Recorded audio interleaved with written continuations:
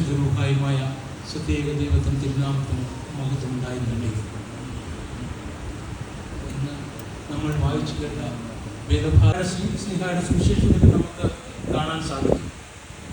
അവിടെ പറഞ്ഞിരിക്കുന്നത് നമ്മുടെ ജീവിതത്തിലെ ഏറ്റവും വലിയ ഒരു വാഗ്ദാനമാണ് അവിടെ നമുക്ക് ലഭിച്ചിരിക്കുന്നത്. കാരണം മുട്ടുവിൻ തുറക്കപ്പെടും, അന്വേഷിപ്പിൻ കണ്ടെത്തും, ലഭിക്കും എന്നൊക്കെയാണ് നമ്മളത് പറഞ്ഞിരിക്കുന്നത്. ഇന്ന് ഒരുപാട് പേരും ഇത് നമ്മുടെ സ്വന്തം ആവശ്യത്തിനുള്ള യാചനകളാണെന്ന് തെറ്റിദ്ധരിച്ചുകൊണ്ട് നമ്മുടെ വിശുദ്ധ കുർബാനയിൽ പോലും പറയുന്നത് ഇത് ശരിയായ ഒരു ആരാധന രീതിയല്ല എന്ന് പറഞ്ഞ് കരിസ്മാറ്റിക്കിലേക്കും അതുപോലെ തന്നെ മറ്റു പ്രസ്ഥാനങ്ങളിലേക്കും പോകുന്ന ഒരു തത്രപ്പാടിലാണ് ഇന്ന് ഒരുപാട് പേരും. കാരണം അവിടെ ചെന്നാൽ നമ്മുടേതായ ആവശ്യങ്ങളെ അറിയിക്കുവാൻ സാധിക്കുന്നു എന്നാണ് പലരുടെയും വിശ്വാസം. പക്ഷെ അതിലെന്താണ് സംഭവിക്കുന്നതെന്ന് ഇന്ന് വരെ ആരും തിരിച്ചറിഞ്ഞിട്ടില്ല. ഇവിടെ യേശു തമ്പുരാൻ പറഞ്ഞിരിക്കുന്നത് ആദ്യം ദൈവരാജ്യവും അവൻ്റെ നീതിയും അന്വേഷിപ്പിൻ എന്നാണ്. ഇവിടെ വിശുദ്ധ മത്തായി ശ്ലീഹായുടെ സുവിശേഷം 6-ാം അധ്യായത്തിൽ പറഞ്ഞിരിക്കുന്നത് വാതിലുകളെ തുറക്കട്ടെ എന്നാണ്. എന്ന് പറഞ്ഞാൽ നമ്മുടെ പിതാവും പുത്രനും പരിശുദ്ധ റൂഹായും ആയ സത്യ ഏകദൈവം നമ്മുടെ ഓരോരുത്തരുടെയും ഹൃദയങ്ങളിൽ വിളങ്ങട്ടെ എന്നാണ് അതിനെ നമ്മൾ മനസ്സിലാക്കുന്നത്. നമ്മുടെ ഇന്ന് വായിച്ചു കേട്ട വേദഭാഗത്തിൽ അതുപോലെ തന്നെ നമ്മുടെ വിശുദ്ധ കുർബാനയിൽ പറയുന്നത് പിതാവ് നമ്മോടുകൂടെ, പുത്രൻ നമ്മോടുകൂടെ, പരിശുദ്ധ റൂഹ നമ്മോടുകൂടെ, ഈ തൃത്വം നമ്മളിൽ ഇരിക്കുന്നു എന്നുള്ള സത്യം നമ്മൾ ഓരോരുത്തരും മറന്നു പോകരുത്. അപ്പൊ ഇവിടെ യേശുനമ്പുരാൻ അവിടെ പറഞ്ഞിരിക്കുന്നത് ദോഷികളായ നിങ്ങളുടെ മക്കൾക്ക് നല്ല ദാനങ്ങളെ കൊടുക്കുവാൻ ഇച്ഛിക്കുന്നുവെങ്കിൽ സ്വർഗസ്ഥനായ പിതാവ് എത്രയധികം പരിശുദ്ധാത്മാവിന്റെ ദാനങ്ങളെ നൽകുമെന്നാണ് അവിടെ പറയുന്നത്. സ്വന്തം ആവശ്യങ്ങളെ നൽകുമെന്നല്ല യേശുനമ്പുരാൻ അതിനുശേഷം അവിടെ പറഞ്ഞിരിക്കുന്നത്. അപ്പൊ ഇവിടെ അതിനുശേഷം പറയുന്നത് എന്താണ്? അപ്പം ചോദിച്ചാൽ കല്ല് കൊടുക്കുമോ?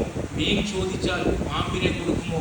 മുട്ട ചോദിച്ചാൽ തേളിനെ കൊടുക്കുമോ എന്നൊക്കെയാണ്. ഇത് പറയുമ്പോൾ നമ്മൾ പഴയ നിയമത്തിൽ ഇസ്രായേൽ മക്കളെ ഇസ്രായേലിൽ നിന്ന് മോചിപ്പിച്ചുകൊണ്ട് വരുമ്പോൾ അവർക്ക് മരുഭൂമിയിലൊക്കെ താമസിക്കേണ്ടി വന്നു. അവിടെ ഒരുപാട് പ്രയാസങ്ങളൊക്കെ ഉണ്ടായി. സംഖ്യാപുസ്തകം 11-ാം അധ്യായം നമ്മൾ വായിക്കുമ്പോൾ അവർ പിറുപിറുത്തു നമുക്ക് കാണാം. അവിടെ സൗജന്യമായി ഞങ്ങൾക്ക് മീൻ ലഭിച്ചിരുന്നു, ചെറുള്ളി ലഭിച്ചിരുന്നു, കക്കടി ലഭിച്ചിരുന്നു, കൊച്ചുള്ളി ലഭിച്ചിരുന്നു, വെളുത്തുള്ളി ലഭിച്ചിരുന്നു എന്നൊക്കെ എഴുതി വെച്ചിരിക്കുന്നത് കാണാം. ഇങ്ങനെയാണ് അവർ പിറുപിറുത്തത്. അപ്പോൾ യഹോവയായ ദൈവത്തിന് കോപം വന്നു, അവരുടെ ഇടയിലേക്ക് പാമ്പുകളെ അയക്കുന്നതായിട്ട് നമുക്ക് വായിക്കാൻ സാധിക്കും. ഇവിടെ അതിനുശേഷം പറയുന്നത് എന്താണ്? ഭൂതങ്ങളെ പുറത്താക്കുന്ന കാര്യം. ഭൂതങ്ങളെ പുറത്താക്കുന്നതെന്ന് പറയുമ്പോൾ യഹൂദന്മാർ യേശുവിനോട് പറയുകയാണ്, നിങ്ങൾ ഭൂതങ്ങളുടെ തലവനെ കൊണ്ടാണ് ഭൂതങ്ങളെ പുറത്താക്കുന്നതെന്ന്. അപ്പോൾ യേശുവരൻ മറുപടി പറയുന്നത്, ഭൂതങ്ങളുടെ തലവനെ കൊണ്ടും ഭൂതങ്ങളെ പുറത്താക്കുകയാണെങ്കിൽ അവർ ചിത്രിച്ചു പോകുകയില്ലേ? ഇത് നമ്മുടെ ഭവനങ്ങളിലും അത് തന്നെയല്ലേ കാണുന്നത്. തമ്മിൽ ഒരു സ്നേഹവുമില്ലാതെ പല കാര്യങ്ങളും മറ്റുള്ളവരുടെ മേൽ കുറ്റം ചാർത്തിക്കൊണ്ട് പ്രശ്നങ്ങൾ ഉണ്ടാക്കുന്നു. ഇതിന്റെ എല്ലാം കാരണം എന്താണ്? ഈ നമ്മളുടെ ഓരോരുത്തരുടെയും ഈ വിശ്വാസങ്ങളാണ്. ഭൂതങ്ങളുടെ തലവനാണ് നമ്മൾ വസിക്കുന്നുള്ള തോന്നലാണ് നമുക്കുള്ളത്. എന്നാൽ കർത്താവ് പറയുന്നത് ദൈവമാണ് ഇതെല്ലാം ചെയ്തിരിക്കുന്നതെന്നുള്ള വിശ്വാസം നമുക്ക് വന്നാൽ ദൈവരാജ്യം നമ്മളിൽ കാണാൻ സാധിക്കുമെന്നാണ്. ഇവിടെ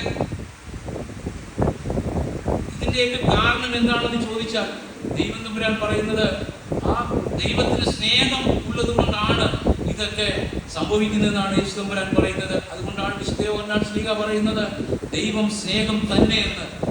സ്നേഹം തന്നെ എന്ന് പറയുമ്പോൾ അത് രൂപമാണോ എന്ന് പലർക്കും സംശയം തോന്നിയേക്കാം.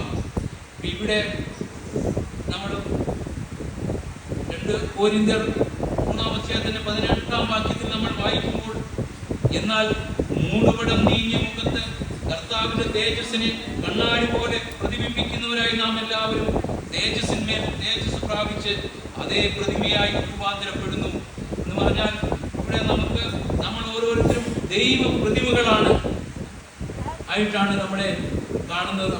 നമ്മൾ ഓരോരുത്തരും ദൈവ പ്രതിമകളാണെന്നാണ് നമ്മൾ മനസ്സിലാക്കേണ്ടത്. ഇവിടെ അദൃശ്യനായ ദൈവത്തിന്റെ പ്രതിമയാണ് യേശു ക്രിസ്തു എന്നാണ് നമ്മൾ മനസ്സിലാക്കുന്നത്. ഈ സുവിശേഷങ്ങൾ വായിക്കുമ്പോൾ നമുക്ക് അങ്ങനെയാണ് അറിവ് ലഭിക്കുന്നത്. ഈ സ്നേഹമൊക്കെ കാണിച്ചിട്ട് അവർ യേശു ക്രിസ്തുവിനെ ക്രൂശിച്ചു. ഈ ക്രൂശുമരണത്തിലും ഓരോരുത്തർക്കും സ്നേഹമാണ് തന്നുകൊണ്ടിരിക്കുന്നത്.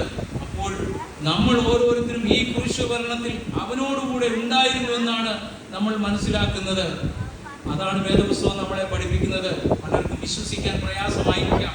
എന്നാൽ കൊലോസ്യ ലേഖനം 2-ാം അധ്യായത്തിന്റെ 11-ാമത്തെ വാക്യം വായിക്കുമ്പോൾ, അവനിൽ നിങ്ങൾ ക്രിസ്തുവിന്റെ പരിച്ഛേദനയാൽ ശരീരം ഉരിഞ്ഞു കളഞ്ഞതിനാൽ തന്നെ കൈകൊണ്ടല്ലാത്ത പരിച്ഛേദനയും ലഭിച്ചു. സ്നാനത്തിൽ നിങ്ങൾ അവനോടുകൂടെ അടക്കപ്പെടുകയും അവനെ മരിച്ചവരുടെ ഇടയിൽ നിന്ന് ഉയർത്തെഴുന്നേൽപ്പിച്ച ദൈവത്തിന്റെ വ്യാപാര ശക്തിയിലുള്ള വിശ്വാസത്താൽ അവനോടുകൂടി നിങ്ങളും എഴുന്നേൽക്കുകയും ചെയ്തു. ഇതാണ് പൗലോസ്ലീഹ നമ്മളെ പഠിപ്പിക്കുന്നത്. ഇതൊന്നും സംഭവിച്ചത് എന്തുകൊണ്ടാണ്? നമ്മളുടെ ആവശ്യം കൊണ്ടാണോ? നമ്മുടെ ആഗ്രഹം കൊണ്ടാണോ? നമ്മൾ തീരുമാനിച്ചത് കൊണ്ടാണോ? നമ്മൾ വ്യക്തിപരമായി ഇതിനൊന്നും ചെയ്തില്ല. ദൈവത്തിന്റെ വിശ്വാസത്താലാണ് നമ്മൾക്ക് ഇതൊക്കെ സംഭവിച്ചത്. ഈ 2000 വർഷങ്ങൾക്ക് മുമ്പ് നമ്മൾ ക്രിസ്തുവിൽ ഉണ്ടായിരുന്നു. ഇതാർക്കും നിഷേധിക്കാൻ സാധിക്കുന്ന കാര്യമില്ല. അതിന് മറ്റൊരു ന്യായീകരണം നമുക്ക് പറയാനില്ല. കാരണം 2000 വർഷങ്ങൾക്ക് മുമ്പ് നമ്മൾ ക്രിസ്തുവിലായിരുന്നു എന്നാണ് പൗലോസ് നമ്മളെ പഠിപ്പിക്കുന്നത്.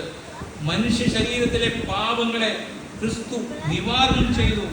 പൗലോസ് പറയുന്നത്, ഒരുവൻ മരിച്ചിരിക്കെ എല്ലാവരും മരിച്ചു എന്നാണ്. അപ്പോൾ നമ്മൾ ഈ വിശുദ്ധ ദേവാലയത്തിൽ വരുമ്പോൾ നമ്മുടെ ബഹുമാനപ്പെട്ട പട്ടക്കാരൻ നമുക്ക് വേണ്ടി തന്നെ കർത്താവായ യേശു ക്രിസ്തു പഠിപ്പിച്ച പാതയിലൂടെ തന്നെ നമ്മളുടെ അതനുസരിച്ച് നമ്മളുടെ ഓരോരുത്തർക്ക് വേണ്ടിയും, നമ്മൾ വാങ്ങിപ്പോയവർക്ക് വേണ്ടിയും, നമ്മൾ പരിപാലിക്കുന്നവർക്ക് വേണ്ടിയും ദൈവത്തിന്റെ പ്രതീതിയായി വിശുദ്ധ കൂദാശകളും ആരാധനകളും ചൊല്ലുമ്പോൾ വിശുദ്ധിയോടും വെടിപ്പോടും കൂടി എത്ര പേർക്ക് ഈ ആരാധനയിൽ പങ്കെടുക്കാൻ സാധിക്കും? അത് നമ്മൾ വിശുദ്ധിയോടും പങ്കാളികളാകുമ്പോൾ പിതാവും പുത്രനും പരിശുദ്ധ റൂഹായുമായ സത്യ ഏകദൈവം അതിന് സ്തുതിയും സ്തോത്രവും അർപ്പിക്കുമ്പോൾ നമ്മുടെ മനസ്സുകളും ചിന്തകളും ഈ ദൈവത്തിന്റെ സന്നിധിയിലാകുമ്പോൾ നമുക്ക് ഈ ലോകകാര്യങ്ങളിൽ ചിന്തയില്ലാതെ സ്വർഗീയ അനുഭൂതികളിലായി തീരുന്നു. അതാണ് നമ്മുടെ വിശുദ്ധ കുർബാന. അതുകൊണ്ടാണ് ഈ വിശുദ്ധ കുർബാനയെ പ്രതിവാക്യമായി നമ്മൾ ചൊല്ലുന്നത്, ഞങ്ങളുടെ ബോധങ്ങളും ഹൃദയങ്ങളും വിചാരങ്ങളും പിതാവായ ദൈവത്തിങ്കൽ ഇരിക്കുന്നു എന്ന്. ഈ ആരാധനയിൽ പങ്കെടുക്കാൻ നമ്മൾ വിശുദ്ധിയോടെ വരണമെന്നുള്ളതാണ് ദൈവം കൽപ്പിച്ചിരിക്കുന്നത്. അത് എത്ര പേർക്ക് നമുക്ക് സാധിക്കുന്നുണ്ട്? ഈ പൗലോസ് പറയുന്നത്, ഭക്ഷണവും പാനീയവുമല്ല ദൈവരാജ്യം നീതിയും സമാധാനവും പരിശുദ്ധാത്മാവിൽ വരുന്ന സന്തോഷവും തന്നെ എന്നാണ്. ഇതായിരിക്കണം വിശുദ്ധ കുർബാനയിൽ നമ്മുടെ ചിന്തകൾ. അതുകൊണ്ടാണ് പട്ടക്കാരൻ വിശുദ്ധ കുർബാനയിൽ പറയുന്നത്, സ്തുതിയും സ്തോത്രവും പ്രാപയും പുകഴ്ചയും മാഞ്ഞു പോകാത്ത നല്ല ഉന്നതിയും സദാനേരവും ഇടപെടാതെ കരയറ്റുവാൻ ഞങ്ങളെ യോഗ്യരാക്കണമെന്ന്. നമ്മൾ അതുകൊണ്ടാണ് നമ്മുടെ നമസ്കാരത്തിൽ പാടുന്നത്, നിൻ സ്തുതിയും ഹല്ലേലൂയയും കർത്താവേ ഞാൻ നിർത്തരുതേ, വിധിനീതി കയ്യോ ചെയ്യരുതേ, ഞാൻ പാതകിയെന്നറിയുന്നേ, സർവകടങ്ങളും ആരാഞ്ഞാൽ നരകം താനെന്നവകാശം, നിന്നെ വിളിപ്പാൻ കഴിവെന്നെ, മൗനം ഹൃദിയാൽ ഞാൻ പോകും, നീക്കുക കൃപയാലെൻ പാപം. നമ്മുടെ ആരാധനയിൽ നമ്മൾ പറയുകയാണ്, നമ്മളൊക്കെ പാപികളാണ്, നമ്മുടെ പാപങ്ങളെയൊക്കെ നീക്കണമേ എന്ന്. ഇതാണ് നമ്മുടെ വിശുദ്ധ ആരാധന എന്ന് പറയുന്നത്.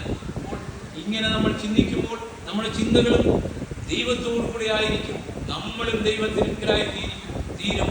അതുകൊണ്ടാണ് നമ്മൾ ഇങ്ങനെ പാടുന്നത്, കരുണ നിറഞ്ഞവനെ പുനരുത്ഥാനത്തിൽ നിന്നുടെ സൃഷ്ടിയ നീ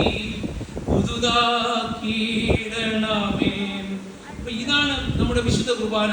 ഓരോരുത്തർക്കും ഒരു പുതിയ ചിന്തയുമായി ദൈവം നമ്മളിൽ ആയിത്തീരട്ടെ. ഇന്ന് ഞാനിവിടെ നിൽക്കുന്നത് നമ്മുടെ നമ്മുടെ ഉസ്താദ് തിരുമേനി 1980 മിഷൻ സൊസൈറ്റി മിഷൻ ബോർഡ് സ്ഥാപിച്ചു. അതിൻ്റെ പ്രവർത്തനങ്ങൾ ഈ ഇന്ത്യ മുഴുവൻ വ്യാപിച്ചു കിടക്കുകയാണ്.